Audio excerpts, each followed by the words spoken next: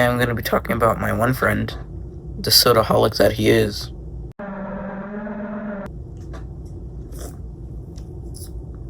A little story about how he almost basically blew up his house.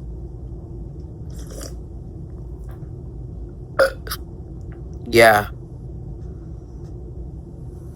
Transition. This is my friend Max. And this is his grandpa. Him and his grandpa had a really good idea. Their idea was to throw a firework into a fire pit.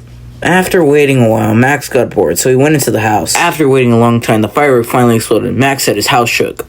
I guess you can tell what happens next.